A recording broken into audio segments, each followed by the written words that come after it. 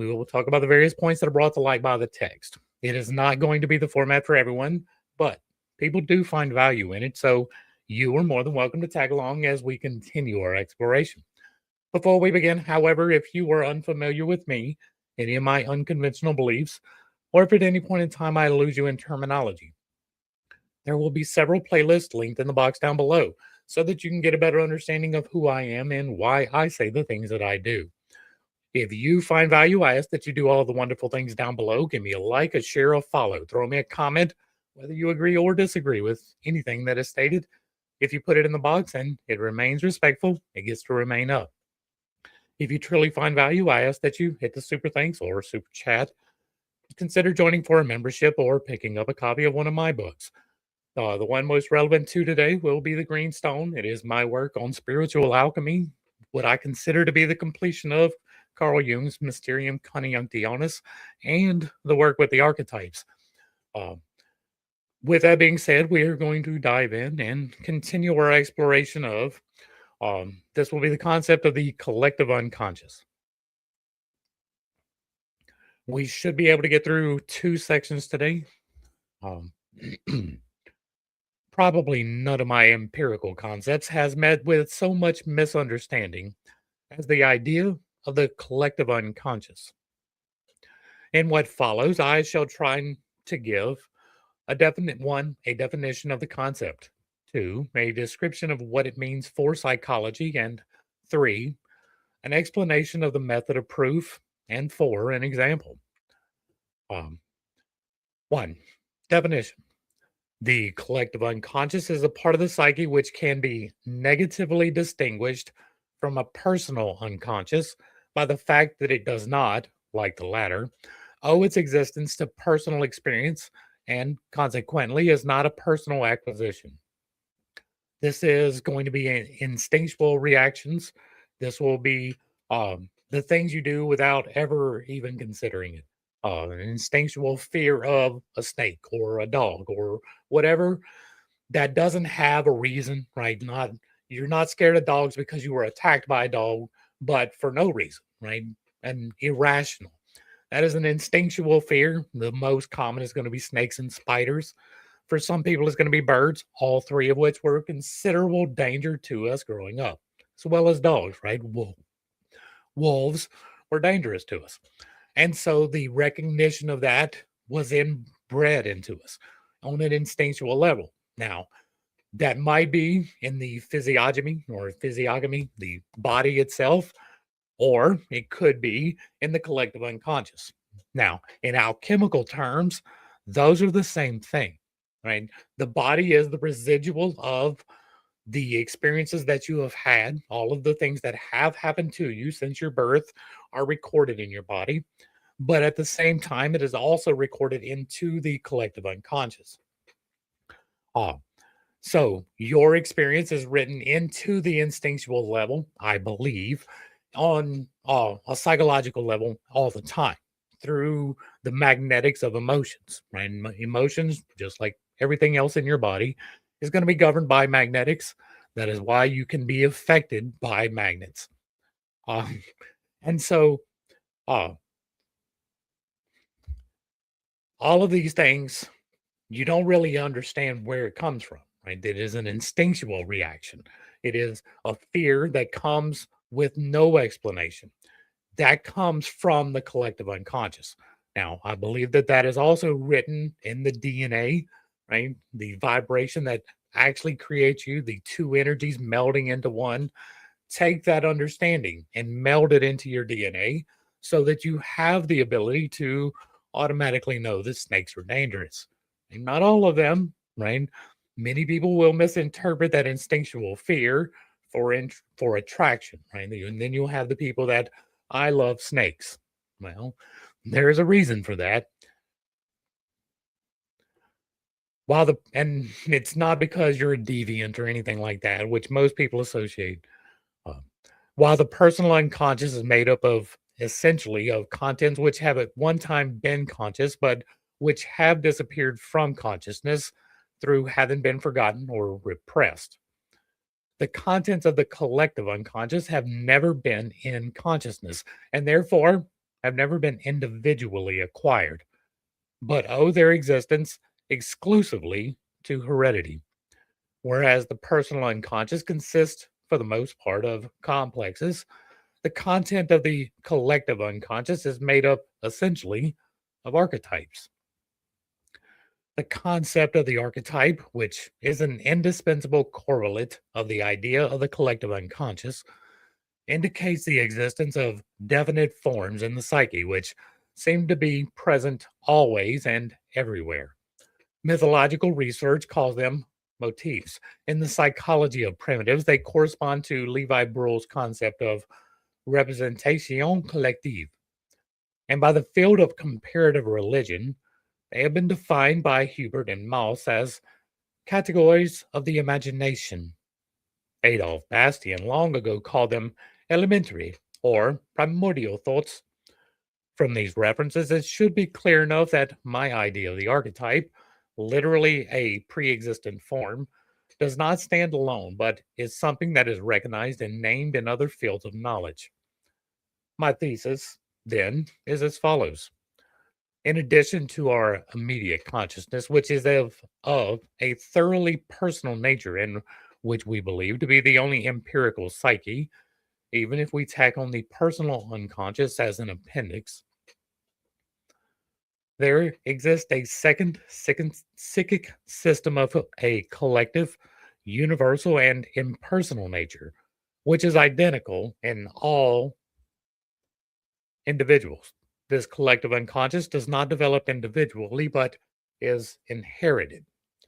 It consists of pre existent forms, the archetypes, which can only become consciously conscious secondarily, and which give definite form to certain psychic contents. Now, the archetypes are an interesting understanding.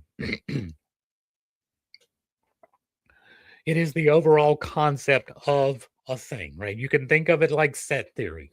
Uh, when you make a group, right? Now, not necessarily all of set theory because you can put anything into a group in set theory. Uh, but it is getting down to the groups of groups, the sets of sets, part of set theory. Whereas instead of the individual components of the sets, it is this set consists of these things, right? Uh, there are sets of glasses, right? Glasses are individual items, they can be their own set. But if you take all glasses of all types and you group them together, that becomes a set of glasses, right? The set of glasses is an archetype because it contains all of the underlying structures of glasses. It is the representative of glasses as a general concept, but not as a defined point. The defined points are subdivisions, right? This individual pair of glasses is different from the set of glasses. And so the archetypes are the same way. It is the archetype of the man, the archetype of the woman is pretty close to the primary archetypes, right? Positive, negative, masculine, feminine, creative, destructive, stasis, and change are all aspects, all different appellations of the exact same concept, the mother father concept. Uh, Now, which one you attribute to that, kind of arbitrary? I attribute stasis, nurturing, the negativity, as in magnetic flow, to the feminine, whereas the masculine is the penetrative, the generative, individual agent of change. And so these two parts are necessary parts. They are the first subdivision from the one. The one is all things, right? The set of existence. That is the Holy Spirit, is the set of all things that exist in exact same time, right? All things. There is that set. That is a subset of the divine.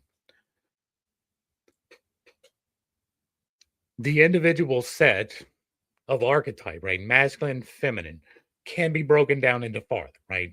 The warrior is a subset of the masculine. These subsets can also be subdivided positive and negative within each because all things contain both positive and negative. Even the positive aspect contains some negative things, right? Change isn't always good. Stasis isn't always bad. they contain within themselves the possibility of the other. And so uh, that means that the masculine can be subdivided into the positive masculine and the negative masculine, right? The positive is going to be protective, it is going to be provisionary, it is going to be the leader, whereas the negative is going to be the tyrant, it is going to be overbearing, it is going to be aggressive. And that is both masculine, but it is a subset of masculine. The feminine is the same way. You have the nurturing mother, the protective mother, the generous mother. And then you have the other subset, right? The taking mother, the overbearing mother. These are subsets of the one group, right? Mother and father, which is a subset of the one. Uh, that's what the archetypes are, right? And that's probably the easiest way to explain it, right? The group of as a group is the archetype, right? So the group of all males falls into the masculine, but if you are a negatively aligned male, you fall into male negative, and that can even be warrior, right? There's positive and negative warrior, there is positive and negative priest, there is positive and negative all positions. They are all subsets of the one and the subset that is masculine feminine or positive negative, creative destructive. However you want to look at it, those things, right? Creation and destruction are not necessarily bad in and of themselves either, right? I make tea every day. That is both creative and destructive, right? You are destroying life to take leaves to make tea from. But the making of the tea with this actually helps me to live. So these are trade offs that we make. Everything is finding the balance between that to where you are walking neither too far towards the good or too far towards the bad, because both extremities can be detrimental. All right, let's get back to the text. The psychological meaning of the collective unconscious. Medical psychology, growing as it did out of professional practice, insists on the personal nature of the psyche. By this, I mean the views of Freud and Adler. It is the psychology of the person, and its ideological or causal factors are regarded almost wholly as personal in nature. Nonetheless, even this psychology is based on certain general biological factors. For instance, on the sexual instinct or on the urge for self assertion, which are by no means merely personal peculiarities. It is forced to do this because it lays claim to being an explanatory science. Neither of these views would deny the existence of a priori instincts common to man and animals alike, or that they have a significant influence on personal psychology. Yet, instincts are impersonal, universally distributed, hereditary factors of a dynamic or motivating character, which very often fail so completely to reach consciousness that modern psychotherapy is faced with the task of helping the patient to become conscious of them. Moreover, the instincts are not vague and indefinite by nature, but are specifically formed motive forces, which, long before there is any consciousness, and in spite of any degree of consciousness later on, pursue their inherent goals. Consequently, they form very close analogies to the archetypes. So close, in fact, that there is good reason for supposing that the archetypes are the unconscious images of the instincts themselves. In other words, that they are patterns of instinctual behavior. Kind of, right? Like if you look at it as like the positive and negative instinctual behaviors, right? The positive and negative really do play a massive part into it. Uh, that is one of the problems. Like, um, the positive negative aspect has a lot to do with the observer effect, right? The way that you view it even can define the way that it is perceived. That sounded stupid, right? If an event happens to you where something that most people would consider to be tragic, you can find the silver lining, so to speak, and through that, turn that negative situation into a positive one. And so it is, in a way, uh, the instinctual reaction to it, right? But there is, in a way, some nurture involved in that as well, because I used to have a much more negative aspect than I do these days, right? When I broke, with my leg would have broke 10 years ago, it would have been a completely different response from me than the one that it was. Um, and I guess I'm getting off track, but the way that you view it makes a big difference. The instinct, the archetypes are the groups, right? And so the patterns can fall into a group as well, right? You can have a group of patterns, and that is one of the rules of set theory. And so if you can have a pattern, a group of patterns, right? These are the patterns. Uh, those can be instinctual or learned, right? That would be the binary there. The instinctual ones would be more stasis. The learned ones would be more positive, right? More change agent. And so uh, that absolutely does fit, right, with the binary of, right? If it's going to be true, then it has to fit in the binary. It has to. If it's not part of the one, then it has to be part of the binary. Mm. And the binary is the superconscious, right? The subconscious. The superconscious is the hard drive. It is the actual place where things are written and from which things are taken, right? It is the earth aspect. The subconscious, the water aspect, is going to be the next layer up from that. And that is where the archetypes are going to manifest, right? That's where the binary is written on the hard drive. Now, the next layer up is the unconscious, right? That is going to be uh, the availability of change, right? The change agent itself, that is the program that interprets the binary into something that you can actually use, even if you don't actively use all of it at the same time. If you think of the desktop on your computer, it's a good way of looking at it, right? You have available all of the little icons and all of the programs in the background, which is written into the subconscious. You are able to interpret those things from the subconscious, because the subconscious is binary, into something that you can read, for instance, through the interpretation of the lens that you use, right? So that is, your unconscious is shaped by the systems in which you learn, right? Whereas the subconscious really isn't. It is more the instinctual side of things. There is deep patterning that does occur, don't get me wrong, but the unconscious is where you access the programs, or where the programs access you in some problems, right? And then you have the conscious choice, which is the cursor choosing the icon to open the program, which translates the binary from the hard drive. It's the fourth layer. It is air. It is the highest, lightest, and it's mercury. It is what fills the vessel, or it makes the vessel. It makes the vessel move. It is the deciding agent. I think we got it. The hypothesis of the collective unconscious is, therefore, no more daring than to assume there are instincts. And the reason I went through that was because this is the subconscious, right? The collective unconscious is the binary. It is where is stored the memory, or where is translated from storage the memory, right? Pulling from source, from the things that have happened, some, even if it didn't happen to you, right? The collective unconscious is from the collective. And so you are pulling that from the hard drive through the binary, which is the collective unconscious.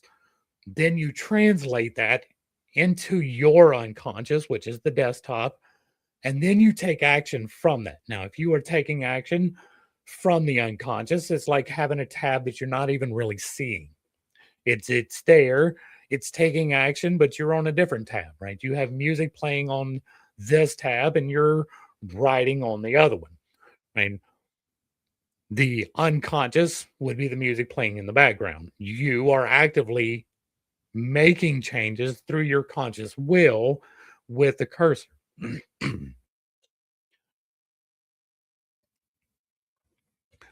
One admits readily that human activity is influenced to a high degree by instincts, quite apart from the rational motivations of the conscious mind. So, if the assertion is made that our imagination, perception, and thinking are likewise influenced by inborn and universally present formal elements, it seems to me that a normally functioning intelligence can discover in this idea just as much or just as little mysticism as in the theory of instincts. Although this reproach of mysticism has frequently been leveled at my concept, I must emphasize yet again that the concept of the collective unconscious is neither a speculative nor a philosophical, but an empirical matter. The question is simply this: are there or are there not unconscious universal forms of this kind?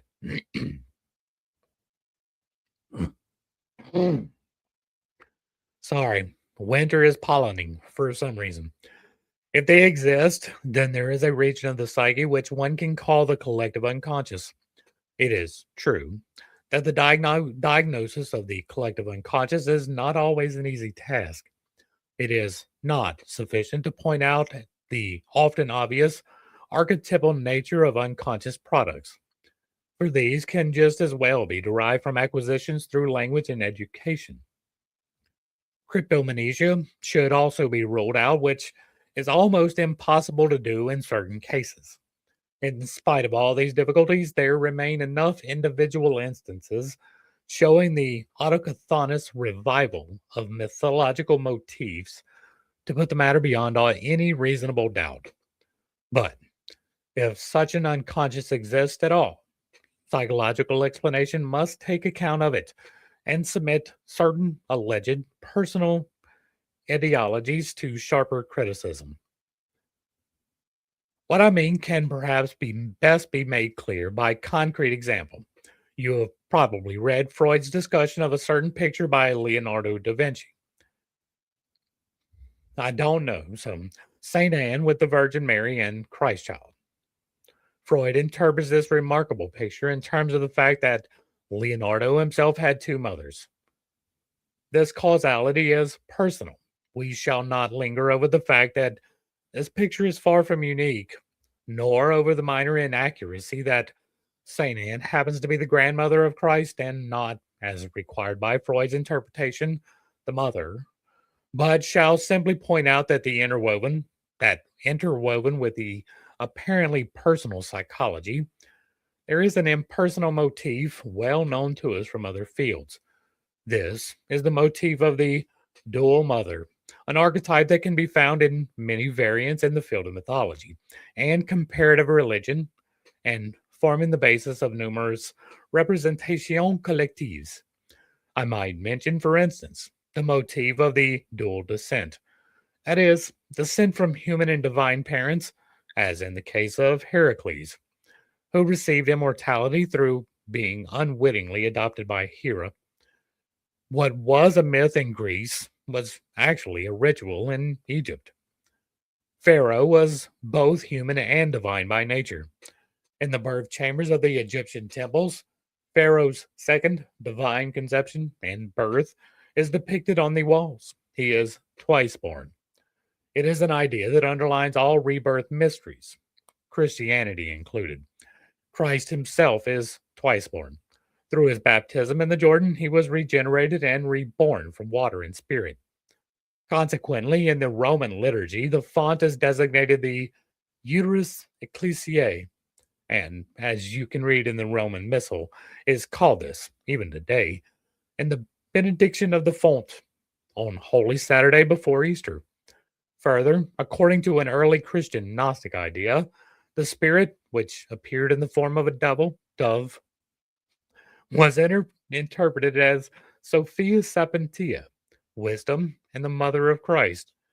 Thanks to this motif of the dual birth, children today, instead of having good and evil fairies who magically adopt them at birth with blessings or curses, are given sponsors, a godfather and godmother.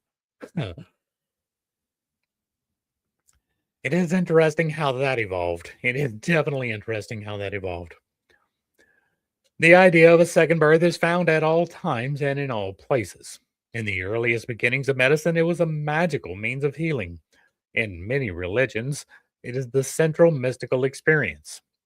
It is the key in medieval occult philosophy, and last but not least, it is an infantile fantasy occurring in numberless children, large and small, who believe that their parents are not their real parents, but merely foster parents to whom they were handed over.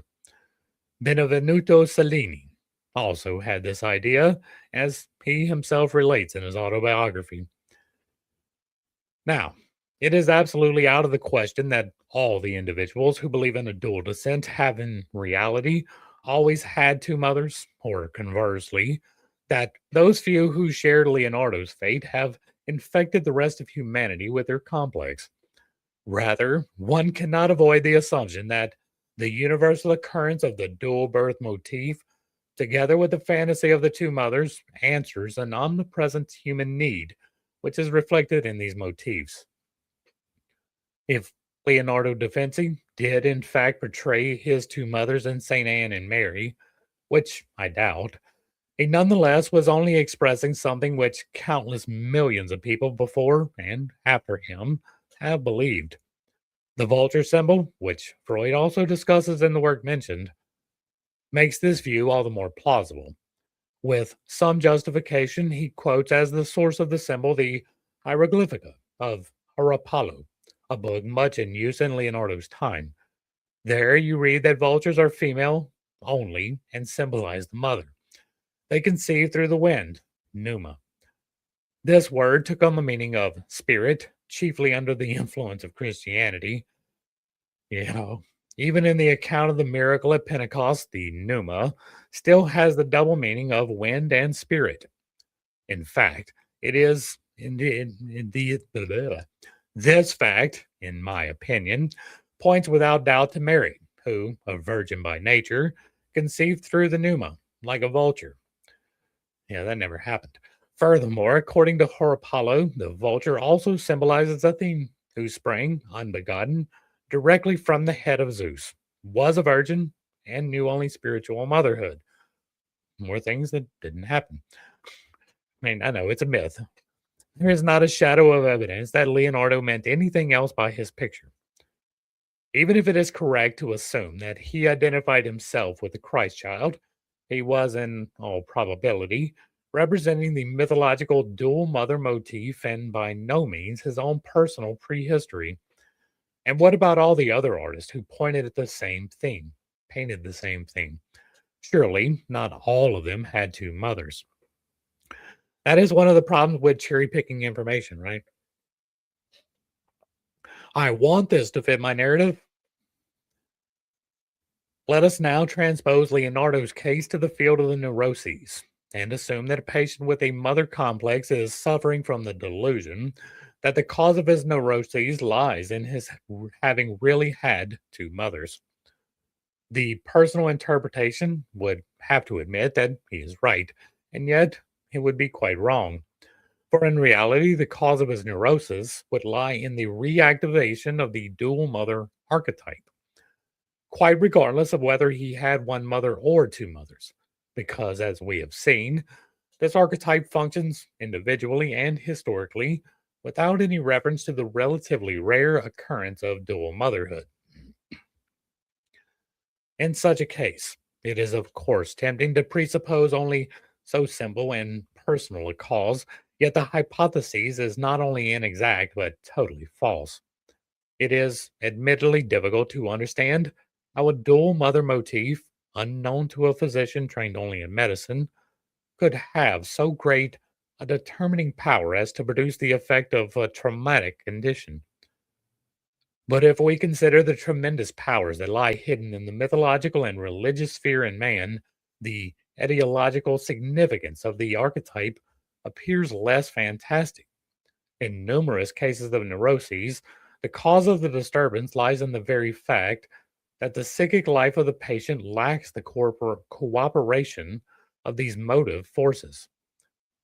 Nevertheless, a purely personalistic psychology, by reducing everything to personal causes, tries its level best to deny the existence of archetypal motifs and even seeks to destroy them by personal analysis.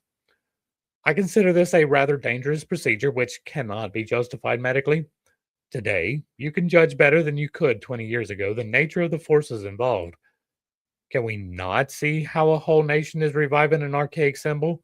Yes, even archaic religious forms, and how this mass emotion is influencing and revolutionizing the life of the individual in a catastrophic manner. The man of the past is alive in us today to a degree undreamt of before the war. And in the last analysis, what is the fate of great nations but a summation of the psychic changes in individuals? So far as a neuroses is really only a private affair, having its roots exclusively in personal causes, archetypes play no role at all. But if it is a question of a general incompatibility or an otherwise injurious condition productive of neuroses in relatively large numbers of individuals, then we must assume the presence of constellated archetypes. Since neuroses are, in most cases, not just private concerns, but social phenomena, we must assume that archetypes are constellated in these cases too. The archetype corresponding to the situation is activated, and as a result, those explosive and dangerous forces hidden in the archetype come into action, frequently with unpredictable consequences. There is no lunacy. There is no lunacy people under the domination of an archetype will not fall prey to. There is no lunacy people under the domination of an archetype will not fall prey to. If 30 years ago anyone had dared to predict that our psychological development was tending towards a revival of the medieval persecutions of the Jews, that Europe would again tremble before the Roman fasces and the tramps of legions, that people would once more give the Roman salute as 2,000 years ago, and that instead of the Christian cross and archaic swastika would lure onward millions of warriors ready for death, why, that man would have been hooted as a mystical fool. One of the worst things that happened was that the swastika was co-opted, and no, not one of the worst things, right? There was millions of people died. That was the worst thing by far, right? But one of the terrible outflows, right, was that the swastika was corrupted in the way that it was, right? The swastika is the representative of the quaternary, the north, south, east, west, air, earth, fire, water, in motion. That's what it is, right? It is the passage of time through the elements of existence. And it was a way to explain that mystically. And what did they do? They took it to represent something fucking horrible, right? I hate everything about it. And it sucks, right? Because even today, if you use the authentic one, which is the reverse of the one that was taken, even if you use that, people are like, oh, you're this thing, even if you're not, right? Even if you have no inkling, no desires at all for that type of an ideology. But instead, you want to talk about this thing that is several thousand years older than those people were. It's taken entirely wrong. And I hate that. And today, surprising as it may seem, all this absurdity is a horrible reality. Private life, private ideologies, and private neuroses have become almost a fiction in the world of today. The man of the past, who lived in a world of archaic representation collectives, has risen again into very visible and painfully real life. And this, not only in a few unbalanced individuals, but in many millions of people. Yeah, there are as many archetypes as there are typical situations in life. Endless repetition has engraved these experiences into our psychic constitution, not in the form of images filled with content, but at first only as forms without content, representing merely the possibility of a certain type of perception and action. When a situation occurs which corresponds to a given archetype, that archetype becomes activated, and a compulsiveness appears, which, like an instinctual drive, gains its way against all reason and will, or else produces a conflict of pathological dimensions, that is to say, a neuroses. Method and proof. We must now turn to the question of how the existence of archetypes can be proved. Since archetypes are supposed to produce certain psychic forms, we must discuss how and where one can get a hold of the material demonstrating these forms. The main source, then, is dreams, which have the advantage of being involuntary, spontaneous products of the unconscious psyche and are therefore pure products of nature, not falsified by any conscious purpose. By questioning the individual, one can ascertain which of the motifs appearing in the dream are known to him. From those which are unknown to him, we must naturally exclude all motifs which might be known to him, as, for instance, to revert to the case of Leonardo, the vulture symbol. We are not sure whether Leonardo took the symbol from Herapolo or not, although it would have been perfectly possible for an educated person of that time, because in those days artists were distinguished for their wide knowledge of the humanities. Therefore, although the bird motif is an archetype par excellence, its existence in Leonardo's fantasy would still prove nothing. Consequently, we must look for motifs which could not be possibly known to the dreamer and yet behave functionally in his dream in such a manner as to coincide with the functioning of the archetype known from historical sources. Another source for the material we need is to be found in active imagination. By this, I mean a sequence of fantasies produced by deliberate concentration. I have found that the existence of unrealized, unconscious fantasies increase the frequency and intensity of dreams, and that when these fantasies are made conscious, the dreams change their character and become weaker and less frequent. Maybe that's why I don't dream. I mean, I haven't had, I don't dream like I do on very, very rare occasions. And so it can be that I just don't remember ever dreaming, but I don't remember dreaming like almost ever. And when I do, it has like direct relevance to events that are about to unfold that may not be me, right? It may be something external to me that happens that I saw in a dream. And if it stands out, I tend to remember it. So, from this, I have drawn the conclusion that dreams often contain fantasies which want to become conscious. The sources of dreams are often repressed instincts which have a natural tendency to influence the conscious mind. In cases of this sort, the patient is simply given the task of contemplating any one fragment of fantasy that seems significant to him, a chance idea, perhaps, or something he has become conscious of in a dream, until its context becomes visible. That is to say, the relevant associative material in which it is embedded. It is not a question of the free association recommended by Freud for the purpose of dream analysis, but of elaborating the fantasy by observing the further fantasy material that adds itself to the fragment in a natural manner. This is not the place to enter upon a technical discussion of the method. Suffice it to say that the resultant sequence of fantasies relieves the unconscious and produces material rich in archetypal images and associations. Obviously, this is a method that can only be used in certain carefully selected cases. The method is not entirely without danger because it may carry the patient too far away from reality. A warning against thoughtless application is therefore in place.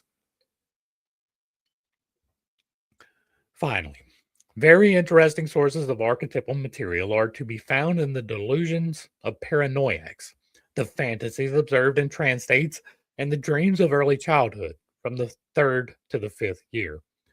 Such material is available in profusion, but it is valueless unless one can adduce convincing mythological parallels.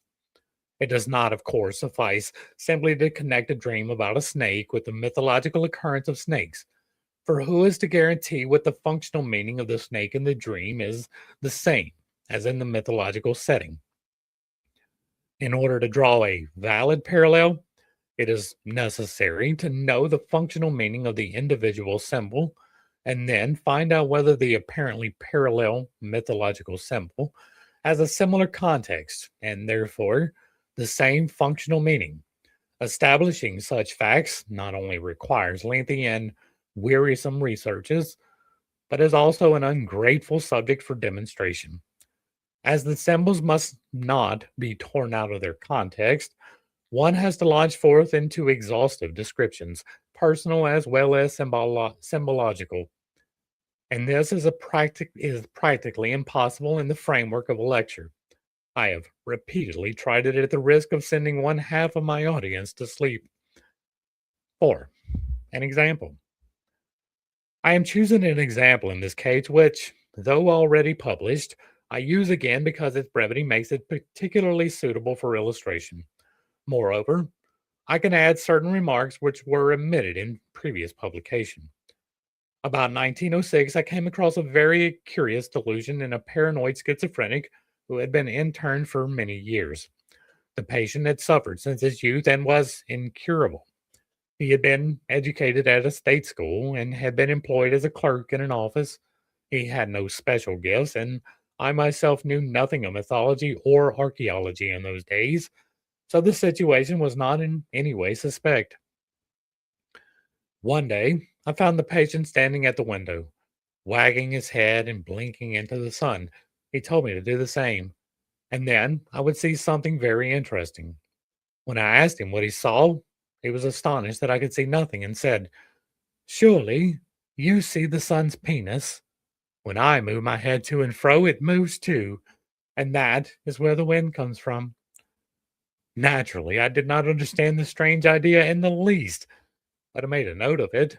Then, about 4 years later, during my mythological studies, I came upon a book by the late Albert Dietrich, a well known philologist, which threw light on this fantasy. All right, so what do we have in the symbology, right? We have the sun, which is radiative. We have a phallus, which is penetrative. So we're talking masculine agent. And it is where the wind comes from, right? The sun's rays come down, they heat the earth. The heat of the thermal exchange of the heat makes the wind displace or the air displace, and that displacement over time with a little bit of help from magnetics becomes wind. And so he's not wrong, right? Now, the symbology of the sun's penis is, archetypal, but I don't know that I would phrase it that way, but it makes sense. It is the masculine agent in both of those situations. So back to the text. The work, published in 1910, deals with a Greek papyrus in the Bibliothèque Nationale, Paris. Dietrich believed that he had discovered a Mithraic ritual in one part of the text. The text is undoubtedly a religious prescription for carrying out certain incantations in which Mithras is named. It comes from the Alexandrian school of mysticism and shows affinities with certain passages in the Leiden papyri and the Corpus Hermeticum. In Dietrich's text, we read the following directions. Draw breath from the rays. Draw in 3 times as strongly as you can, and you will feel yourself raised up and walking towards the height, and you will seem to be in the middle of the aerial region. The path of the visible gods will appear through the disk of the sun, who is God my Father. Likewise, the so-called tube, the origin of the ministering wind, for you will see hanging down from the disk of the sun something that looks like a tube, and towards the regions westward, it is as though there were an infinite east wind. But if the other wind should prevail towards the regions of the east, you will in like manner see the vision veering in that direction. Interesting. Right? Draw breath from the rays. Right? I wish we had the full context of this, because I would really like to see the setup to this particular thing, because this might be something. Right? Draw breath from the rays and draw it in 3 times as strongly as you can. Right? There is I call it the flexations of the chakras right now. That may be a little bit much for some people, and I understand that, but it is the best way to explain it, right? The chakras are energetic centers. They are within you. They are nerve plexuses are the earth part of that, but the spirit part of that is the electrical impulses that go through it, right? These things radiate electrical magnetic signals, right? Your heart can be measured through electromagnetics. Your brain can be measured through electromagnetics. All things have a magnetic signature. I mean, whether that's a strong attractive force like a magnet, that's a whole different thing, right? But you emit a magnetic field. That is indisputable. That is something that has been proven. And so, my belief is that you can take conscious control of those individual fields through the muscles that are associated with them. By flexing the earth part of it, you can move the energy willfully. That is what I describe in my first book, The Series of Unconventional Beliefs. I further describe kind of in the second one, The Green Stone. But that is the entire way that I have healed myself. I mean, it is the intentionality of the energy movement combined with the physical activity and listening to the intuitive intuition of God. Those things combined have led to me being healed through miraculous means, in miraculous results. And so when it says to draw breath from the rays, that means something to me, right? That is a negative inflexation, which is the taking in of the energies from the rays of the sun, which is a thing, right? Draw in 3 times as strongly as you can, and you will feel yourself raised up and walking towards the height. There is truth in that. Right? There is absolute truth. Now, you don't have to believe that. I'm not here to convince you. I'm here to tell you there is truth in what is being said right here. You can draw this in. You can do it 3 times as strongly as you can, and you will feel yourself raised up depending upon which particular area that you are flexing, right? I'm going to assume that this is probably going to be third eye situated, right? Pulling in with the intentionality of visualizing the light is going to keep it centered around the third eye. That's probably going to produce an effect that will make you feel like you are being raised up towards the height, and you will seem to be in the middle of the aerial region. Indeed, the path of the visible gods will appear through the disk of the sun, who is God my Father. I absolutely agree. To me, that is an exact representative of my own throne room experience. Right now, this next part, I don't have the experience with, right? The so called tube. I don't doubt that some people can see that, right? There are things that I can see that other people can't. Right? I can see the electromagnetic emanations, not as well as I would like to, but I can see them. And so, because of that, I believe that other people can see things that I can. I'm a little bit color deficient. My white yellow is really, really close. I have a hard time distinguishing near shades of white and yellow. And so I have a incapacity to see some things that other people can. The same with the aphantasia. I don't have the ability to close my eyes and envision anything other people can. Right? There are things that you can see that I can't see, possibly. And so I don't have a problem with that. There may be some type of tube like connection of electromagnetic emanations directly from the sun to the earth, because if you didn't know, we get a lot of energy from the sun. It does get delivered here and it can be in a column. Magnetics do exist, right?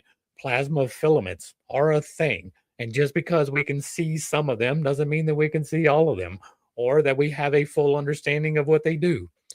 There is a power distribution system in this plasma universe, and our sun is one of the emanation points.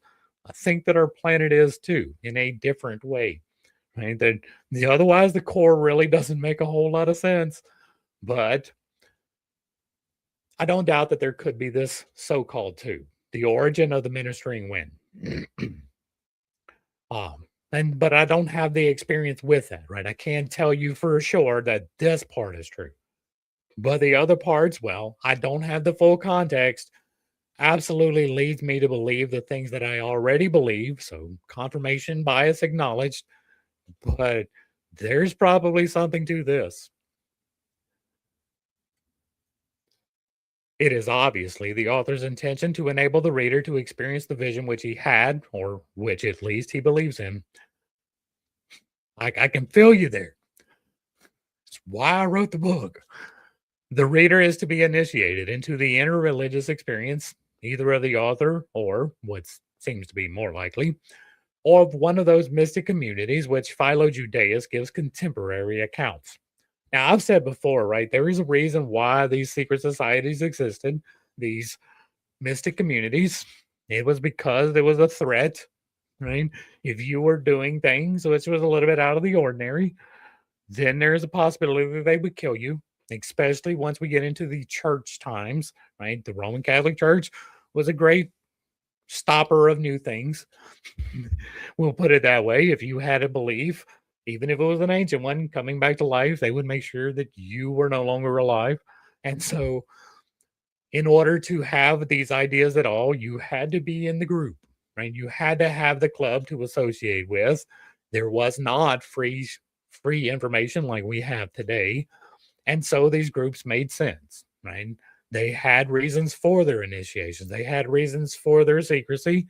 I think that we are past the need for those things these days, and that's why I do what I do. But it is absolutely understandable why they had these things, right? Um, the fire or sun god here invoked as a figure which has close historical parallels, for instance, with the Christ figure of the apocalypse. It is therefore a representation collective, as are also the ritual actions described, such as the imitating of animal noises, etc. The vision is embedded in a religious context of a distinctly ecstatic nature and describes a kind of initiation into mystic experience of the deity. Our patient was about 10 years older than I. In his megalomania, he thought he was God and Christ in one person. His attitude towards me was patronizing. He liked me probably because I was the only person with any sympathy for his abstruse ideas. His delusions were mainly religious, and when he invited me to blink into the sun, like he did, and waggle my head, he obviously wanted to let me share his vision. He played the role of the mystic sage, and I was the neophyte. He felt he was the sun god himself, creating the wind by wagging his head to and fro. Well, if so, that is not what he said, right? He said that that allowed him to see the thing, not that he was doing the thing. The ritual transformation into the deity is attested by Apuleius in the Isis Mysteries, and moreover in the form of a Helios apotheosis. The meaning of the ministering wind is probably the same as the procreative pneuma, which streams from the sun god into the soul and fructifies it. The association of sun and wind frequently occurs in ancient symbolism. It must now be shown that this is not a purely chance coincidence of two isolated cases. We must therefore show that the idea of the wind too connected with God or the sun exists independently of these two testimonies and that it occurs at other times and in other places. Now, there are, as a matter of fact, medieval paintings that depict the fructification of Mary with a tube or hose pipe coming down from the throne of God and passing into her body. We can see the dove or the Christ child flying down it. The dove represents the fructifying agent, the wind of the Holy Ghost, or the semen of aliens. Now, it is quite out of the question that the patient could have had any knowledge whatever of a Greek papyrus published 4 years later, and it is in the highest degree unlikely that his vision had anything to do with the rare medieval representation of the conception. Even if through some incredibly improbable chance he had ever seen a copy of such a painting, the patient was certified in his early 20s. He had never traveled, and there is no such picture in the public art gallery in Zurich, his native town. I mention this case not in order to prove that the vision is an archetype, but only to show you my method of procedure in the simplest possible form. If we had only such cases, the task of investigation would be relatively easy. But in reality, the proof is much more complicated.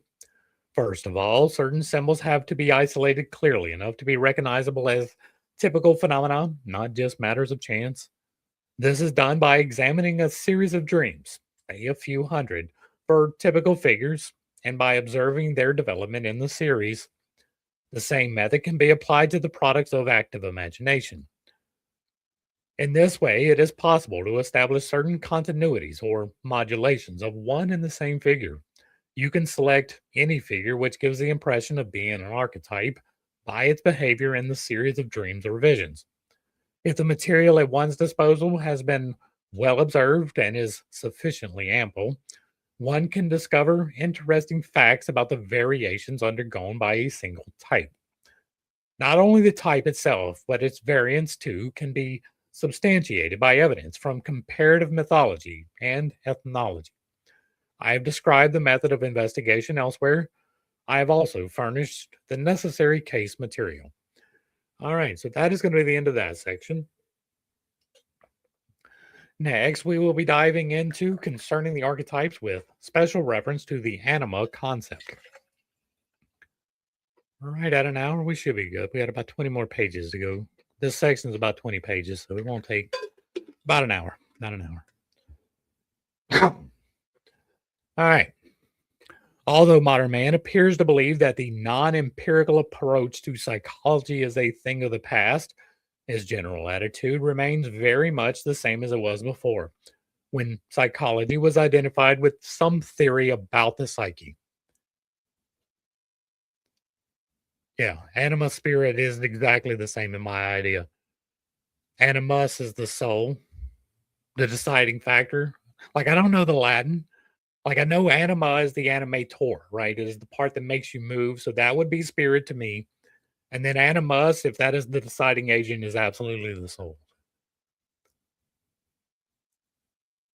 All right. Where was I?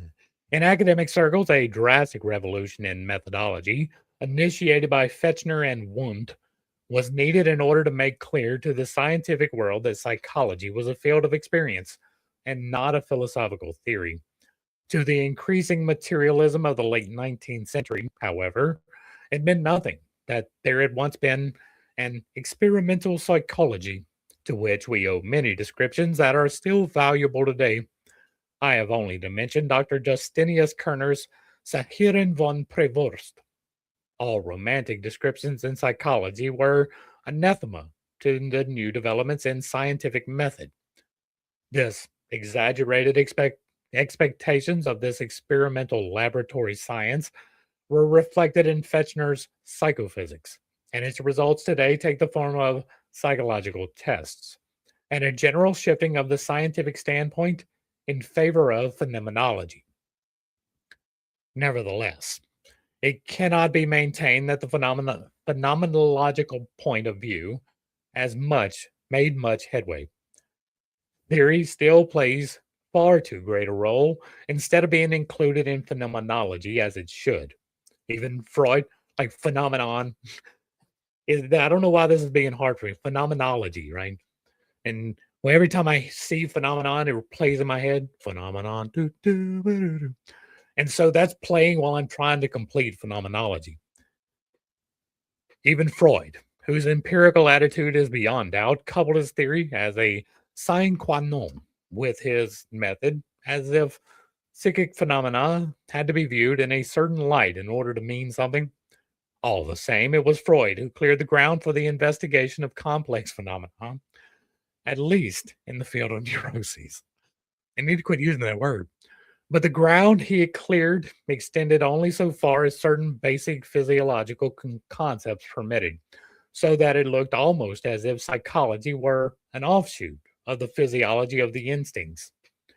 This limitation of psychology was very welcome to the materialistic outlook of that time, nearly 50 years ago, and despite our altered view of the world, it is still in large measure today. It gives us not only the advantage of the limited field of work, but also an excellent excuse not to bother with what goes on in a wider world. Thus, it was overlooked by the whole of medical psychology that a psychology of the neuroses, such as Freud's, is left hanging in midair as if it lacks knowledge of a general phenomenology. It was also overlooked that in the field of the neuroses, Pierre Janet, even before Freud, had begun to build up a descriptive methodology without loading it with too many theoretical and philosophical assumptions. Biographical descriptions of a psychic phenomenon, going beyond the strictly medical field, were represented chiefly by the work of the philosopher Theodore Flournoy of Geneva. In his account of the psychology of an unusual personality, this was followed by the first attempt at synthesis William James, Varieties of Religious Experience, 1902. I owe it mainly to these two investigators that I learned to understand the nature of psychic disturbances within the setting of the human psyche as a whole. I myself did experimental work for several years, but through my intensive studies of the neuroses and psychoses, I had to admit that, however desirable quantitative definitions may be, it is impossible to do without quantitatively descriptive methods. Medical psychology has recognized that these salient facts are extraordinarily complex and can be grasped only through descriptions based on case material. But this method presupposes freedom from theoretical prejudice. Every science is descriptive at the point where it can no longer proceed experimentally without, on that account, ceasing to be scientific. But an experimental science makes itself impossible when it delimits its field of work in accordance with theoretical concepts. The psyche does not come to an end where some physiological assumption or other stops. In other words, in each individual case that we observe scientifically, we have to consider the manifestations of the psyche in their totality. These reflections are essential when discussing an empirical concept like that of the anima, as against the constantly reiterated prejudice that this is a theoretical invention, or worse still, sheer mythology. I must emphasize that the concept of the anima is a purely empirical concept, whose sole purpose is to give a name to a group of related or analogous psychic phenomena. The concept does no more and means no more than, shall we say, the concept arthropods, which includes all animals with articulated body and limbs, and so gives a name to this phenomenological group. So that again, right, going back to the beginning of the video, that's going back into the sets, right? That is making a set out of articulated body and limbs. And so we are putting into the group of animal all of these things. The prejudice I have mentioned stems, regrettably, though this is from ignorance. My critics are not acquainted with the phenomena in question, for these lie mostly outside the pale of merely medical knowledge in a dream of universal human experience. You know, you can make a drinking game out of the word phenomena in here. I wouldn't recommend it because you would probably die, but you could do it. But the psyche, which the medical man has to do with, does not worry about the limitations of his knowledge. It manifests a life of its own and reacts to influences coming from every field of human experience. Its nature shows itself not merely in the personal sphere or in the instinctual or social, but in phenomena of worldwide distribution. So, if we want to understand the psyche, we have to include the whole world. For practical reasons, we can, indeed must, delimit our fields of work, but this should be done only with the conscious recognition of limitation. The more complex the phenomena which we have to do with in practical treatment, the wider must be our frame of reference and the greater the corresponding knowledge.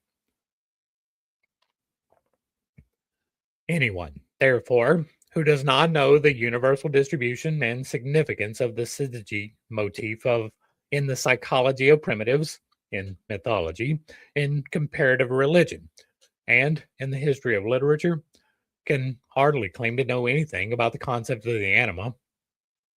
His knowledge of the psychology of the neuroses may give him some idea of it, but it is only a knowledge of its general phenomenology that could open his eyes to the real meaning of what he encounters in individual cases, often in pathologically distorted form.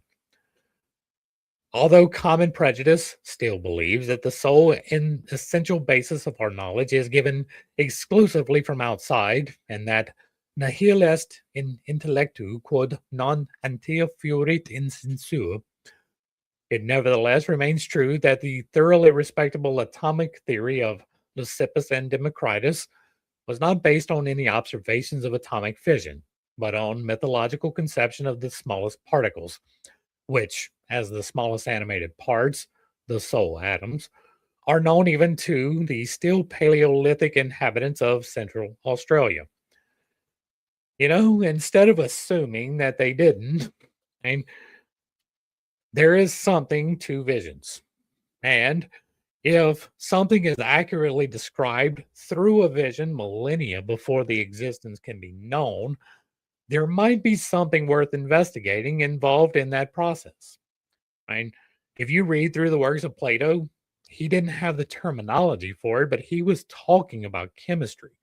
He was talking about protons, neutrons, and electrons. He was talking about the combination of elements. He just didn't have the words that we do. And so the same is true with Lysippus and Democritus, right? They may have had an idea of something that we don't give them credit for because we believe that they were limited in a way that they may not have been. Right? You assume that they didn't have some means of observation just because we don't have the same means of observation. Well, there's been a lot that has been lost over the years. Some of it good, some of it bad. Some of it is verifiable, some of it is not. But to assume that something that was accurately represented long before it could be accurately represented was a fantasy, saying something, right? He had the exact same senses as we do. That is exactly right. Right? Ancient man had exactly the same understanding. Like, he didn't have the terminology, but he had the same sensations, the same emotions, right? The same drives, the same responses. We can have aggravated responses due to the things that we have access to, but just because he didn't have access to them doesn't mean that he couldn't. As Jason from Archaics likes to say, it took 200 years to go from the wheel and or the horse and buggy to outer space, right? Space travel. That's real. I mean, that is a thing that happened. Or Hadron Collider is what he uses. It's the same concept. To assume that just because we don't have evidence that evidence doesn't exist is arguing from nothing. And to assume that people were fundamentally different, right? Not on the evolutionary scale, right? We have evolved to the point where we have electricity and TVs, but that's not to say that they weren't able to do that. They just didn't have the inspiration. Right? There comes an inspiration point, a point in which the technology just explodes from. Right? The fundamental need is there, and then it drives the intuitive leap that is necessary. Marcia Helady. I don't know what that is. All right. How much soul is projected into the unknown in the world of external appearances is, of course, familiar to anyone acquainted with the natural science and natural philosophy of the ancients. It is, in fact, so much that we are absolutely incapable of saying how the world is constituted in itself, and always shall be, since we are obliged to convert physical events into psychic processes as soon as we want to say anything about knowledge. Well, yeah, I mean, it is literally impossible to tell somebody chair and it come out, right? Like, you can only describe the chair, you can only relay an experience, you can't give an experience. If I don't ever say that, but who can guarantee that this conversion produces anything like an adequate objective picture of the world? That could only be if the physical event were also a psychic one, but a great distance still seems to separate us from such an assertion. Till then, we must, for the better or worse, content ourselves with the assumption that the psyche supplies those images and forms which alone make knowledge and objects possible. These forms are generally supposed to be transmitted by tradition, so that we speak of atoms today because we have heard, directly or indirectly, of the atomic theory of Democritus. But where did Democritus, or whoever spoke of minimal constitutive elements, hear of atoms? This notion had its origin in archetypal ideas, that is, in primordial images, which were never reflections of physical events, but are spontaneous products of the psychic factor. Despite the materialistic tendency to understand the psyche as a mere reflection or imprint of physical and chemical processes, there is not a single proof in this hypothesis. Quite the contrary, innumerable facts prove that the psyche translates physical processes into sequences of images, which have hardly any recognizable connection with the objective process.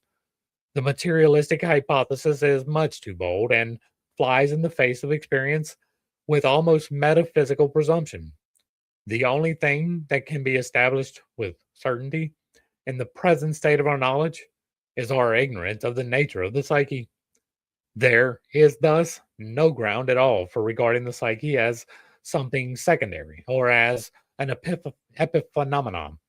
On the contrary, there is every reason to regard it, at least hypothetically, as a factor sui generis, and to go on doing so until it has been sufficiently proved that psychic processes can be fabricated in a retort.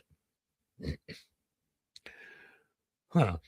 We have laughed at the claims of the alchemist to be able to manufacture a lapis philosophorum consisting of body, soul, and spirits as impossible. Hence, we should stop dragging along with us the logical consequence of this medieval assumption, namely the materialistic prejudice regarding the psyche, as though it were a proven fact. I have made the philosopher's stone. I have relayed how you can make the philosopher's stone. This book in the middle, The Green Stone, is talking about the Philosopher's Stone. It is not something that you can hold in your hands, but it is something that you personally can create in your life and use it in your life to help in your life. It can indeed be fabricated in the retort that is you. It will not be so easy to reduce complex psychic facts to a chemical formula. Want to bet? Hence, the psychic factor must, ex hypothesi, be regarded for the present as an autonomous reality of enigmatic character, primarily because, judging from all we know, it appears to be essentially different from physiochemical processes. Epiphenomenon, a secondary mental phenomenon that is caused by and accompanies a physical phenomenon but has no causal influence itself. Interesting. So, if we regard the psyche as an independent factor, we must logically conclude that there is a psychic life which is not subject to the caprices of our will. If then those qualities of elusiveness, superficiality, shadowiness, and indeed of futility attach to anything psychic, this is primarily true of the subjective psychic. An example, the contents of the consciousness, but not of the objective psychic. The unconscious, which is an a priori conditioning factor of consciousness and its contents. From the unconscious, there emanate determining influences which, independently of tradition, guarantee in every single individual a similarity and even a sameness of experience, and also of the way it is represented imaginatively.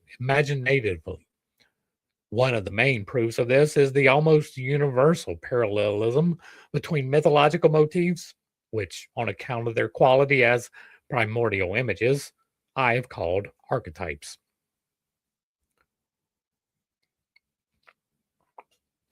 One of these archetypes, which is of paramount practical importance for the psychotherapist, I have named the anima. And again, like we said earlier, the archetypes are groups, right? The group of is an archetype, or the set of, if you want to use set theory, which is a whole thing, right? So the set of positive is a whole group of things that are perceived as positive, and the set of negative is the same. The set of masculine, the set of feminine, but they are all derived from the set that is all, right? The one is the prime set. Every other set is derived from the prime set. And so you have God as the source, right? The one prime set. And then from that, you have the masculine and feminine aspects, positive, negative, creative, destructive. And from that, you have various subsets that come out from it. And so an archetype is simply a grouping. Oh, there we go. Ah, It does seem to be holographic, right? An archetype is the group, though. It's just the identifier. It is just the name, right? It's not the actual thing itself, right? You can have a set of a set, and that makes a set, but outside of that one specific instance, it's not the actual thing, right? And the example I used in the beginning of the video was glasses, right? You have billions of individual glasses, but you can group those all into a set that is glasses in general. This is its own individual set, right? This is a single pair of glasses. It is a singular set, but the group of glasses contains all possible glasses, not any one definite glasses. Glasses share common attributes. They have lenses, they have nose guards, they have legs. Those are common things that make the group, and the group type, the name, the archetype is glasses. The components within it is what defines the particular group. Uh, and so it really does play right back into set theory in large part. And a holograph is just the most perfect version of that. And so it is the prime example of glasses, right? It is lenses, nose guard, frame, all at once in the perfect form. But the perfect form cannot be any one particular form. It can only be the one particular form that you are consciously choosing. And so the holograph really, it works, right? It is a representative of the whole, but it kind of doesn't, because the holograph would be the thing that you see, the actual item. And that's only in very specific singular set points, right? This particular pair of glasses, or the set as a set, which is the archetype itself, right? The archetypes as thoughts, as the anima, is just the label that is placed upon the thought, or the movements, the changes. Uh, yeah, I think that's where right, the anima.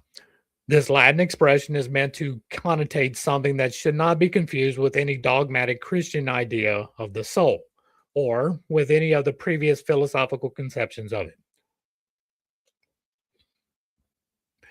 If one wishes to form anything like a concrete conception of what this term covers, one would do better to go back to a classical author like Macrobius, or to classical Chinese philosophy, where the anima, po or que, is regarded as the feminine and chthonic parts of the soul. So the stasis agent. A parallel to this kind always runs the risk of metaphysical concretism, which I do my best to avoid, though any attempt at graphic description is bound to succumb to it up to a point. For we are dealing here not with an abstract concept, but with an empirical one, and the form in which it appears necessarily clings to it, so that it cannot be described at all except in terms of its specific phenomenology. Unperturbed by the philosophical pros and cons of the age, a scientific psychology must regard those transcendental intuitions that sprang from the human mind in all ages as projections. That is, as psychic contents that were extrapolated in metaphysical space and hypostasized. We encounter the anima historically, above all in the divine syzygies, the male female pairs of deities, the primary, like you got the primary archetype. The first subdivision is positive, negative, masculine, feminine, creative destruction, all at once. It is the exact same terminology. And so this is exactly right. I mean, uh, the male female, like above all, would be the male female, except that they derive from the one. He has a problem letting that be true, right? It is a truth that all things are the same thing. You are comprised entirely of protons, or of protons. They are the definitive deciding factor in what an element is. It is the proton, right? How many quarks are aligned together forming the proton is the definition, right? If you have one, it's hydrogen. If you have two, it's helium. If you got three, it's lithium, and so on down the line, with no deviations. You can have variation within that specific type, by electrons making isotopes and things like that, or by neutrons varying the internal weight of the nucleus. But the definition is protons. You are comprised entirely of protons in various arrays of degree, right? You have carbon and calcium, you have hydrogen and oxygen. You are comprised of all of the elements, just like the air around you is comprised of all of the elements. All things are the same thing, only differentiated by the binary of the masculine, feminine, positive and negative, creative and destructive forces. And so this is exactly right, right? All further subdivisions come from the masculine, feminine being divided into positive, negative, or the various designations thereof. Warrior, father, whatever the designation is a subdivision of the masculine or a subdivision of the feminine, which is a subdivision of the one. These reach down on the one side into the obscurities of primitive mythology and up on the other into the philosophical speculations of Gnosticism and of classical Chinese philosophy, where the cosmogonic pair of concepts are designated yang and yin, masculine and feminine. We can safely assert that these syzygies are as universal as the existence of man and woman. From this fact, we may reasonably conclude that man's imagination is bound by this motif, so that he was largely compelled to project it again and again at all times and in all places. Like I said, I don't know the Latin, right? This part of doing this is getting familiar with the actual terminology. And so I don't know which one's which. And so I'm trying to figure that out as I go along too. But yeah, like the deciding agent is the soul, right? The facilitator of that decision is the spirit. And then that which the decision gets written into is the body, right? And so when you make the decision as the deciding agent, you don't actually wiggle your fingers. An electrical signal is sent to your fingers and makes it happen. That electrical signal is the spirit to me, right? That is my understanding of how it works. And so, however, the terminology that he has plays out, that's what it is, right? The deciding agent is the soul. You are the thing, the conscious observer for the observer effect. Now, as we know from psychotherapeutic experience, projection is an unconscious automatic process whereby a content that is unconscious to the subject transfers itself to an object so that it seems to belong to that object. The projection ceases the moment it becomes conscious, that is to say, when it is seen as belonging to the subject. Thus, the polytheistic heaven of the ancients owes its depotentiation not least to the view first produced by Euhemeros, who maintained that the gods were nothing but reflections of human character. It is indeed easy to show that the divine pair is simply an idealization of the parents, or of some other human couple, which for some reason appeared in heaven. This assumption would be simple enough if projection were not an unconscious process, but were a conscious intention. You can make it so. It would generally be supposed that one's own parents are the best known of all individuals, the ones of which the subject is most conscious. But precisely for this reason, they could not be projected, because projection always contains something of which the subject is not conscious, and which seems not to belong to him. The image of the parents is the very one that could be projected least, because it is too conscious. This is where Robert Flood helps with his drawings. Mark Stavish, egregores. Right, egregores and is the spirit of as well. Like that is the spirit of war is the egregore of war. Well, there's an archetype of war. It's the same terminology or the same concept, just different terminology. Uh Having those names associated with it will probably help me to find them for further reference of doing this. Right. Um, I do want to find more references like that. So, in reality, however, it is just the parental imagos that seems to be projected most frequently. A fact so obvious that one could almost draw the conclusion that it is precisely the conscious contents which are projected. This can be seen most plainly in cases of transference, where it is perfectly clear to the patient that the father imago or even the mother imago is projected onto the analyst, and even though and he even sees through the incest fantasies bound up with him, without, however, being free from the reactive effect of his projection. An example from the transference. In other words, he behaves exactly as if he had not seen through his projection at all. Experience shows that projection is never conscious. Projections are always there first and are recognized afterwards.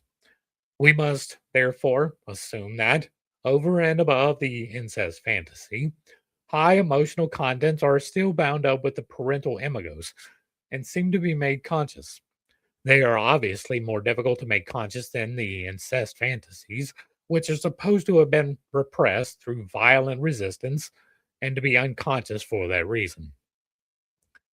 Supposing this view is correct, we are driven to the conclusion that, besides the incest fantasy, there must be contents which are repressed through a still greater resistance. Since it is difficult to imagine anything more repellent than incest, we find ourselves rather at a loss to answer this question. Right, there are seven factors. Right? There are the seven deadly sins, these seven virtues. They are two sides of the same coin, right? Lust is indeed one of them, right? And Freud got tied down into lust in his absolute desire and need to blame someone else for the deficiency within the self, right? Not taking self responsibility for yourself really at all, but mostly just blaming someone else and coming to terms with the fact that they were the influence in your life. And so it is kind of natural that he would get stuck in the sacral, right? The sacral is the lust matrix, but it is also the responsibility matrix, right? It is where you deal with other people in a non-sexual manner too. It is about the unity of all things through the binary, right? The base is the one, it is the source. The sacral is the split into masculine and feminine. It is the drive to create and the uh, and so it is natural that he got stuck there because he was so stuck with somebody else had to be to blame. And if we can get that, right, that sells a lot better than self responsibility does. And it is much easier to say my mother is in the responsibility for my life than it is to say, when I'm 50 years old, maybe I'm responsible for my life. If we let practical experience speak, it tells us that apart from the incest fantasy, religious ideas are associated with the parental imagos. I do not need to cite historical proofs of this as they are known to all. But what about the alleged objectionableness of religious associations? God of Mago. Yeah, God is me. Someone once observed that in ordinary society, it is more embarrassing to talk about God at table than to tell a risque story. It can probably get you in more trouble, depending on who you're talking to. Indeed, for many people, it is more bearable to admit their sexual fantasies than to be forced to confess that their analyst is a savior. For the former are biologically legitimate, whereas the latter instance is definitely pathological. And this is something we greatly fear. It seems to me, however, that we make too much of resistance. The phenomena in question can be explained just as easily by lack of imagination and reflectiveness, which makes the act of conscious realization so difficult for the patient. He may, perhaps, have no particular resistance to religious ideas, only the thought has never occurred to him that he could seriously regard his analyst as a god or savior. Mere reason alone is sufficient to protect him from such illusions. But he is less slow to assume that his analyst thinks himself one. When one is dogmatic oneself, it is notoriously easy to take other people for prophets and founders of religion. Yes, indeed. Now, religious ideas, as history shows, are charged with an extremely suggestive emotional power. Among them, I naturally reckon all representation collective, everything that we learn from the history of religion and anything that has an ism attached to it. The latter is only a modern variant of the denominational religions. A man may be convinced in all good faith that he has no religious ideas, but no one can fall so far away from humanity that he no longer has any dominating representation collective. He is very materialism, atheism, communism, socialism, liberalism, intellectualism, existentialism, existentialism, I don't know how to say that word, and perhaps not testifies against his innocence. Somewhere or other, overtly or covertly, he is possessed by a supraordinate idea. The psychologist knows how much religious ideas have to do with parental imagos. History has preserved overwhelming evidence of this, quite apart from modern medical findings, which have even led certain people to suppose that the relationship to the parent is the real origin of religious ideas. This hypothesis is based on very poor knowledge of the facts. In the first place, one should not simply translate the family psychology of modern man into a context of primitive conditions, where things are so very different. Secondly, one should beware of ill considered tribal father and primal horde fantasies. Thirdly, and most importantly, one should have the most accurate knowledge of the phenomenology of religious experience, which is a subject in itself. Psychological investigations in this field have, so far, not fulfilled any of these three conditions. The only thing we know positively from psychological experience is that theistic ideas are associated with the parental imagos, and that our patients are mostly unconscious of them. If the corresponding projections cannot be withdrawn through insight, then we have every reason to suspect the presence of emotional contents of a religious nature, regardless of the rationalistic resistance of the patient. So far as we have any information about man, we know that he has always and everywhere been under the influence of dominating ideas. Anyone who alleges that he is not cannot immediately be suspected of having exchanged a known form of belief for a variant which is less known both to himself and to others. That is one of the reasons why I acknowledge my confirmation bias so often, right? Because of this. And I have to remain aware for myself that I may have just exchanged one form of knowledge for another, one belief for another, and therefore I should try to remain objective in the face of things that I already believe. Instead of theism, he is a devotee of atheism. Instead of Dionysus, he favors the more modern Mithras. And instead of heaven, he seeks paradise on earth. A man without a dominating representation collective would be a thoroughly abnormal phenomenon. But such a person exists only in the fantasies of isolated individuals who are deluded about themselves. They are mistaken not only about the existence of religious ideas, but also, and more especially, about their intensity. The archetype behind a religious idea has, like every instinct, its specific energy, which it does not lose even if the conscious mind ignores it. Just as it can be assumed with the greatest probability that every man possesses all the average human functions and qualities, so we may expect the presence of normal religious factors, the archetypes, and this expectation does not prove fallacious.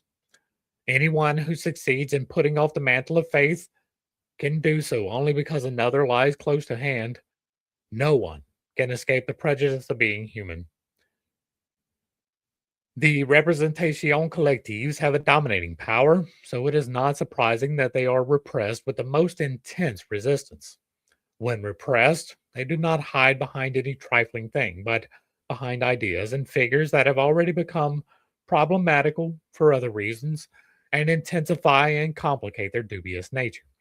For instance, everything that we would like, in infantile fashion, to attribute to our parents or blame them for is blown up to fantastic proportions from this secret source. And for this reason, it remains an open question how much of the ill reputed incest fantasy is to be taken seriously.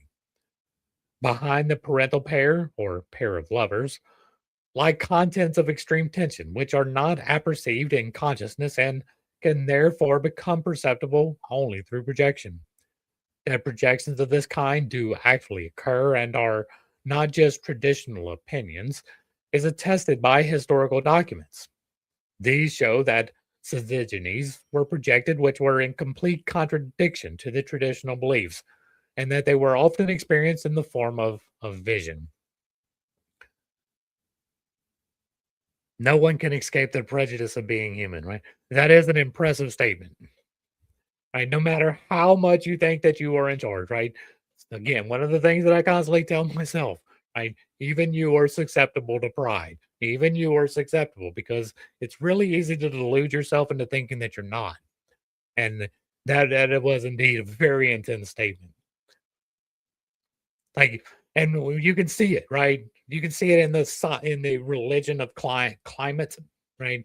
The the dogmatic belief that carbon plant food for some reason is going to lead to the demise of the planet, even though there is significant evidence to the contrary and very, very scarce and unreliable evidence to the positive.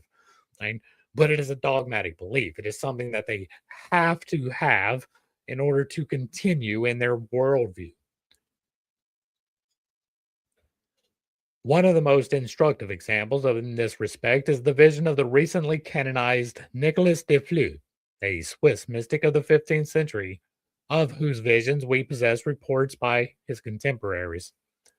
In the visions that marked his initiation into a state of adoption by God, God appeared in dual form, once as a majestic father and once as a majestic mother. That is exactly what I would expect. This representation could not be more unorthodox, since the church had eliminated the feminine element from the Trinity 1,000 years earlier as heretical. Brother Klaus was a simple, unlettered peasant who doubtless had received none but the approved church teaching, and was certainly not acquainted with the Gnostic interpretation of the Holy Ghost as the feminine and motherly Sophia. His so called Trinity vision is at the same time a perfect example of the intensity of projected contents. Brother Klaus's psychological situation was eminently suited to a projection of this kind, for his conscious idea of God was so little in accord with the unconscious content that the latter had to appear in the form of an alien and shattering experience. We must conclude from this that it was not the traditional idea of God, but, on the contrary, an heretical image that realized itself in visionary form, an archetypal interpretation which came to life again spontaneously, independently of tradition. It was the archetype of the divine pair, the syzygy. There is a very similar case in the visions of Guillaume de Guilleville, which are described in Le Pèlerinage de l'âme. He saw God in the highest heaven as the king on a shining round throne, and beside him sat the queen of heaven on a throne of brown crystal. For a monk of the Cistercian order, which we know, is distinguished for its severity, this vision is exceedingly heretical. So, here again, the condition for projection is fulfilled. Maybe they were having a genuine experience and not necessarily a archetypical what he is trying to explain it away as, right? These things, as explained in here, is exactly what I would expect to be from a genuine spiritual experience, right?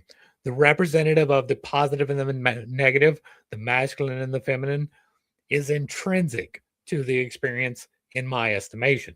And so when I find that, especially when you find it in a place that it is exceedingly heretical and it is recorded regardless, that might tell you something. The king and queen archetype, yeah. Another impressive account of the syzygy vision can be found in the work of Edward Maitland, who wrote the biography of Anna Kingsford. There, he describes in detail his own experience of God, which, like that of Brother Klaus, consisted in a vision of light.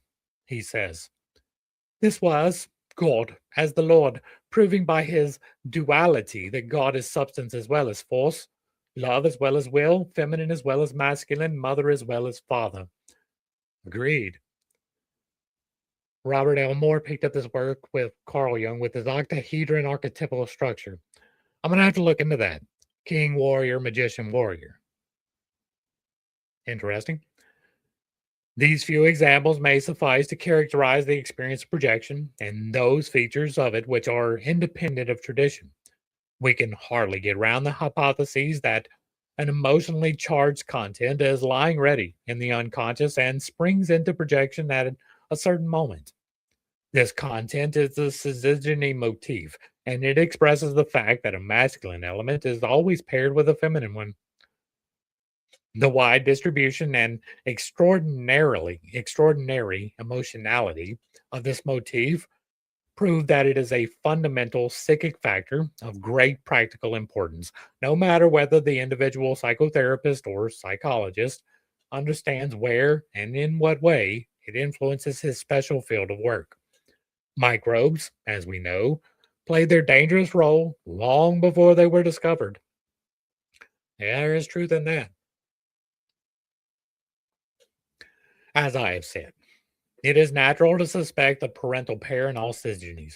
The feminine part, the mother, corresponds to the anima, but since, for the reasons discussed above, consciousness of the object prevents its projection, there is nothing for it but to assume that parents are also the least known of all human beings, and consequently that an unconscious reflection of the parental pair exists, which is as unlike them as utterly alien and incommensurable as a man compared with a god. It would be conceivable, and has, as we know, been asserted, that the unconscious reflection is none other than the image of father and mother that was acquired early in childhood, overvalued, and later repressed on account of the incest fantasy associated with it. The hypothesis presupposes that the image was once conscious. Otherwise, it could not have been repressed.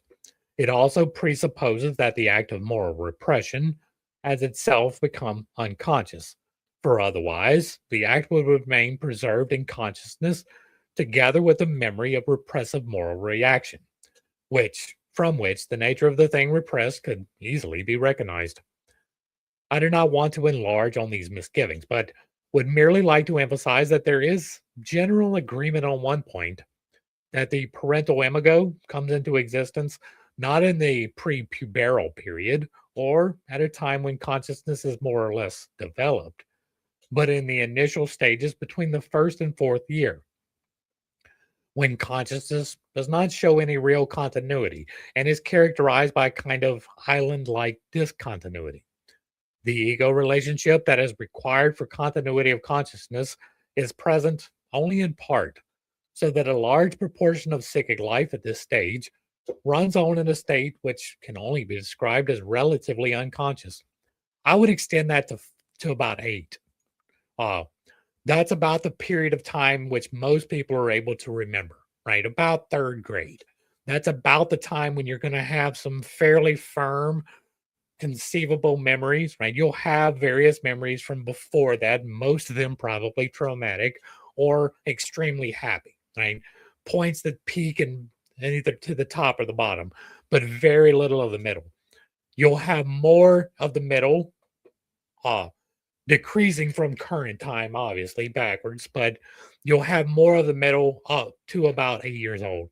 And from 8 years old, then you get most of it. So I would extend it to 8. At all events, it is a state which would give the impression of a somnambulistic dream or twilight state if observed in an adult. These states, as we know from the observation of small children, are always characterized by an apperception of reality filled with fantasies. The fantasy images outweigh the influence of sensory stimuli and mold them into conformity with a pre existing psychic image.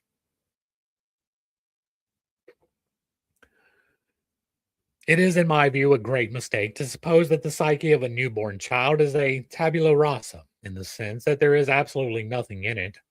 Insofar as the child is born with a differentiated brain, that is, predetermined by heredity and therefore individualized. It meets sensory stimuli coming from outside, not with any aptitudes, but with specific ones. And this necessarily results in particular individual choice and pattern of apperception. These aptitudes can be shown to be inherited instincts and preformed patterns, the latter being the a priori and formal conditions of apperception that are based on instinct. Their presence gives the world of the child and the dreamer its anthropomorphic stamp.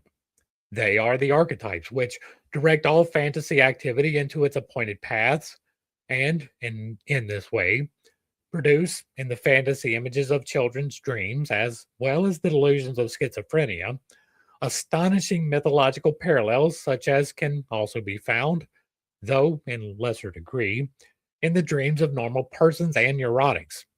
It is not, therefore, a question of inherited ideas, but of inherited possibilities of ideas.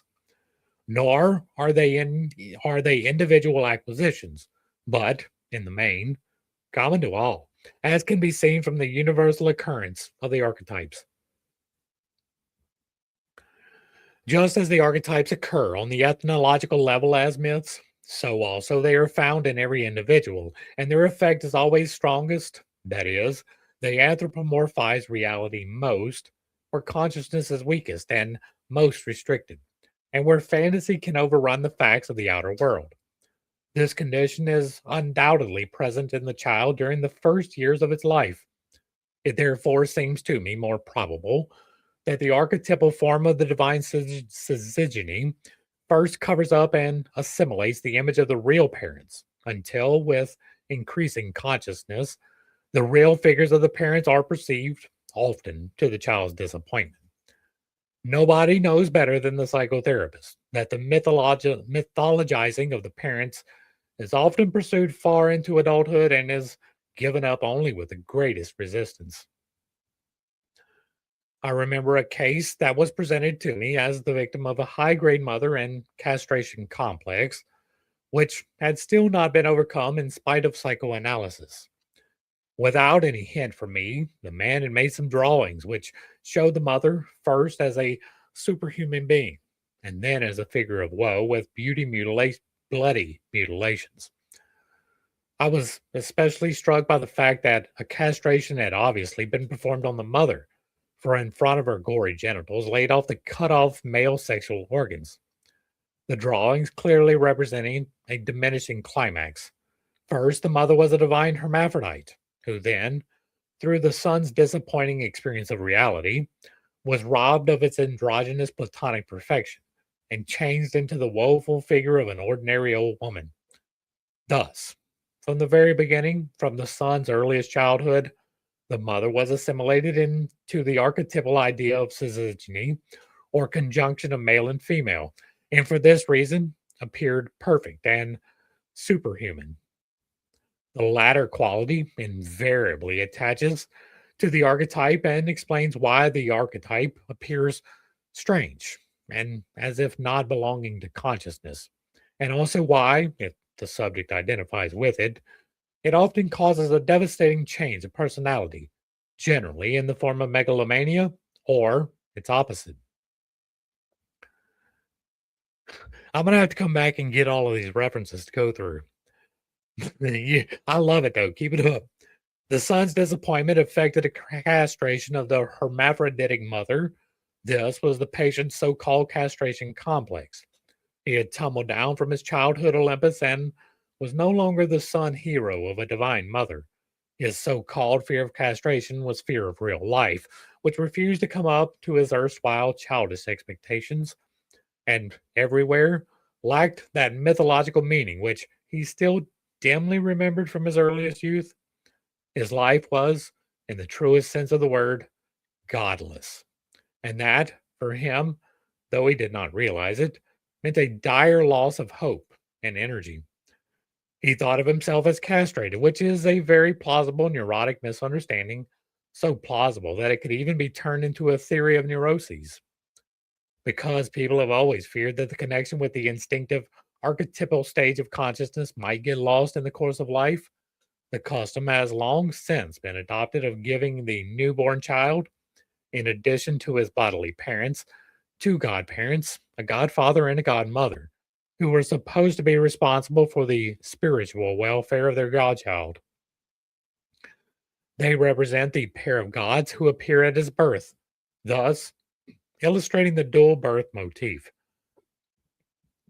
The anima image, which lends the mother such superhuman glamour in the eyes of the son, gradually becomes tarnished by commonplace reality and sinks back into the unconscious, but without, in any way, losing its original tension and instinctivity. It is ready to spring out and project itself at the first opportunity, the moment a woman makes an impression that is out of the ordinary. We then have Goethe's experience with Frau von Stein and its repercussions in the figures of Mignon and Gretchen all over again. In the case of Gretchen, Goethe also showed us the whole underlying metaphysics. The love life of a man reveals the psychology of this archetype in the form either of boundless fascination, overvaluation, and infatuation, or of misogyny in all its gradations and variants, none of which can be explained by the real nature of the object in question, but only by a transference of the mother complex. The complex, however, was caused in the first place by the assimilation of the mother, in itself a normal and ubiquitous phenomenon, to the pre existent feminine side of the archetypal male female pair of opposites, and secondly, by an abnormal delay in detaching from the primordial image of the mother. Actually, nobody can stand the total loss of the archetype. When that happens, it gives rise to that frightful discontent in our culture, where nobody feels at home because a father and mother are missing. We can see that effect writ large across society today. Most homes do not have a father and mother in it. And you can even make the dual mother argument that was made earlier by Jung. So everyone knows the provisions that religion has always made in this respect. Unfortunately, there are very many people who thoughtlessly go on asking whether these provisions are true when it is really a question of a psychological need. Nothing is achieved by explaining them away rationalistically. When projected, the anima always has a feminine form with definite characteristics. This empirical finding does not mean that the archetype is constituted like that in itself. The male female syzygy is only one among the possible pairs of opposites, albeit the most important one in practice and the commonest. And so the anima, as the personification of the male female syzygy, is going to be the spirit, because the spirit is literally the masculine and the feminine in union, causing everything. And so that means that the animus is the deciding factor or the soul. It has numerous connections with other pairs which do not display any sex differences at all, and can therefore be put into the sexual category only by main force. Now, that is where I differentiated that the prime is the one, and then the subset of the one is positive, negative, masculine, feminine, creative, destructive, whichever binary it breaks down into in the particular need of the situation, right? It's not always going to need to be masculine, feminine. Sometimes it's going to need to be positive, negative, or creative, destructive, or receptive and penetrative, right? It changes dependent upon the situation, what the particular designation for that archetype is going to be, but it's going to be the same thing. It's going to be the subdivision of the one into the two, the monad into the duad. These connections, with their manifold shades of meaning, are found more particularly in Kundalini Yoga, in Gnosticism, and above all, in alchemical philosophy. Again, I refer to my book on that, quite apart from the spontaneous fantasy produced in neurotic and psychotic case material. Now, in some ways, I have linked Kundalini with the alchemical philosophy. I mean, I do move the energies. I don't know that it is identified exactly the way the Kundalini does. I believe that they only deal with one half of that, And that's going to be a problem. I believe that there are two, right? Masculine and feminine, and that you have to use both of them to do anything correctly. Uh, but again, I refer to my book for that. Or the playlist where I read them aloud to you.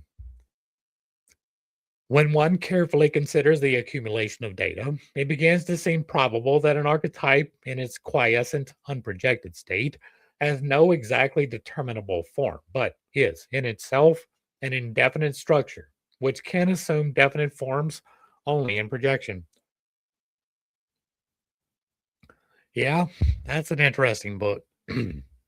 I would be very interested to see his work with that because I don't believe that he crossed over the barrier. I don't believe that he had the commitment that it took to get past the first barrier. Right? Not the barrier of beginning, not the barrier of moving, but the barrier, right? I don't believe he was able to get past it. This seems to contradict the concept of a type, if I am not mistaken. It not only seems, but actually is a contradiction. Empirically speaking, we're dealing all the time with types, definite forms that can be named and distinguished. But as soon as you divest these types of the phenomenology presented by the case material and try to examine them in relation to other archetypal forms, they branch out into such far reaching ramifications in the history of symbols that one comes to the conclusion that the basic psychic elements are infinitely varied and never changing. Yes, that is true. So as utterly to defy our powers of imagination, there is an infinite number of combinations of understandings that can be the outflow of a single incident. The empiricist must therefore concern himself with a theoretical as if. In this respect, he is no worse off than the atomic physicist, even though his method is not based on quantitative measurement, but is a morphologically descriptive one. Now, from the context of this particular document, I am assuming that this was in the midst of World War II and that they had not quite yet demonstrated the effectiveness of the atomic physicist. The anima is a factor of the utmost importance in the psychology of a man wherever emotions and effects are at work. She intensifies, exaggerates, falsifies, and mythologizes all emotional relations with his work and with other people of both sexes. The resultant fantasies and entanglements are all her doing. When the anima is strongly constellated, she softens the man's character and makes him touchy, irritable, moody, jealous, vain, and unadjusted. He is then in a state of discontent and spreads discontent all around him. Sometimes the man's relationship to the woman who has caught his anima accounts for the existence of this syndrome. The anima, as I have remarked elsewhere, has not escaped the attentions of the poets. There are excellent descriptions of her, which at the same time tells us all about the symbolic context in which the archetype is usually embedded. I give first place to Rider Haggard's novels, She, The Return of She, and Wisdom's Daughter, and Benoit's L'Atlantide. Benoit was accused of plagiarizing Rider Haggard because the two accounts are disconcertingly alike. But it seems he was able to acquit himself of this charge. Spittler's Prometheus contains some very subtle observations too, and his novel, Imago, gives an admirable description of projection. Yeah, Morphogenic Fields by Rupert Sheldrake. I've at least listened to the lecture. The question of therapy is a problem that cannot be disposed of in a few words. It was not my intention to deal with it here, but I would like to outline my point of view. Younger people who have not yet reached the middle of life, around the age of 35, can bear even the total loss of the anima without injury.